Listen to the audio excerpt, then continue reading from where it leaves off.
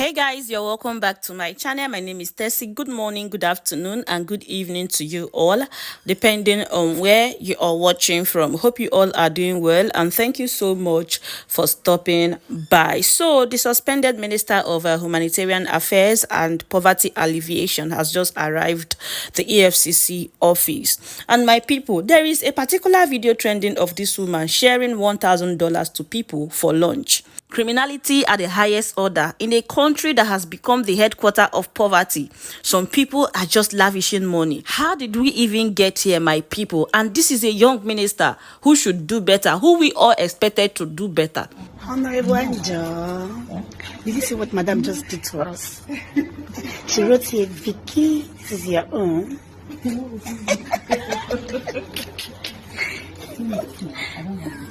She just said Vicky. And I opened the envelope.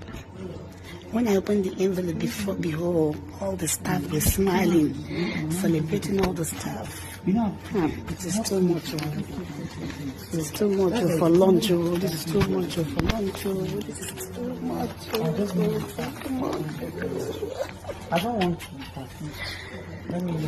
And you know, I was just watching this woman's interview. I think interview he granted to TVC News 4 months ago, where this woman was asked how she intends to clear up corruption with the conditional cash transfer. And this woman clearly stated that the process will be digitalized with monies, that the money will be sent directly from banks to beneficiaries without middlemen. We now have the issue of transferring a palliative fund to a private account, and they said it followed due process. Maybe I should let you guys watch the video before I come back with the rest of the news. All eyes are now on the National Social Investment Programs designed by the previous administration to lift families out of poverty, and how it will be implemented under your leadership. It seems, from all indications, it's been adopted by this government. But some have criticized, for instance, the conditional cash transfer and even the homegrown school feeding program. They say the lack transparency. Some even claim the programs have become some sort of a conduit pipe for corrupt officials to steal public funds. You have talked about reaching out to 15 million poor and vulnerable households through the conditional cash transfer. What will you be doing differently? Okay, so one of the innovations which we're bringing in first is that on that social register, we are going to verify, validate, and expand it to accommodate more persons in the National Social Register, and then from which we are going to get beneficiaries based on which intervention. Of course, we have said, working with the World Bank, we would be seeking approval from the federal government to begin the cash transfer to Nigerians. That would, the full information on that will come after we've gotten the clearance from the Federal Executive Council, probably next week. But what is most important is that we want to increase the social safety net for Nigerians. We want to be able to pull millions of Nigerians out of poverty, and we're going to do it in a transparent manner. We are going to count the numbers together. You know the way, like I told them last time during when we had the management meeting, I say, you know the way they count COVID cases and COVID death associated with COVID and all of that?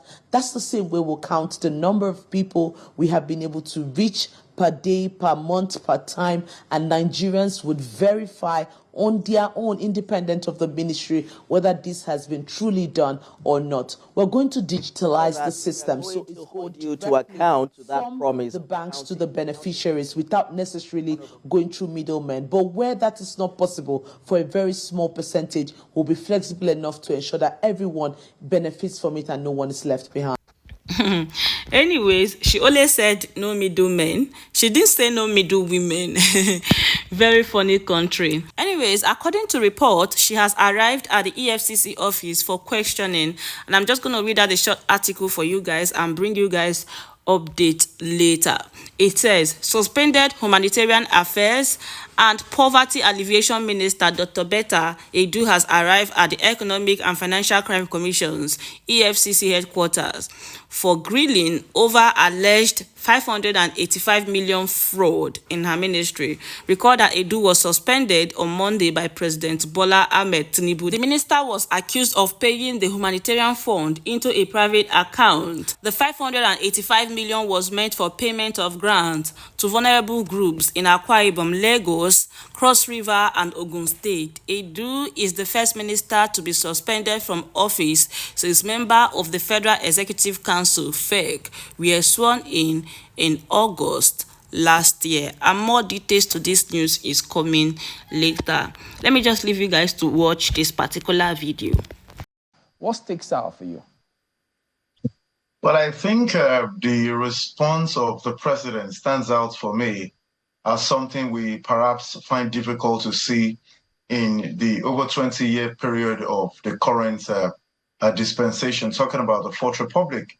And I must say that I'm happy that the president asked or actually took that very strong position to let her go for now while the investigation is on.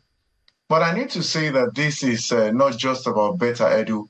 It has to do with the cracks on the walls before Betta Edu actually assumed that position. Let's understand that the last person that served in a position did not account to Nigerians how they actually distributed certain monies during COVID. I have spoken strongly on different platforms that the former minister, quite frankly, alongside the embattled Mr. Emefiele, took Nigerians for those who do not know what they are doing because they never accounted. That should have been enough sign that the ministry needs attention and the leadership of the country should ensure that whoever occupies that office plugs every hole. But it's actually something that has come to be. And I don't want people to take it along the lines of, okay, what a man can do, a woman has done. I think that that is really illogical. And those who say such things are being disrespectful to both sexes. But the reality now, it's about a system. Now, respective acts, particularly the one that deals with financial responsibility as regards fiscal financial responsibility, has indicated that nobody, Chapter 7, Section 2719 of that Act 2009 talks about not putting personal money into government accounts and not also putting government money into personal accounts.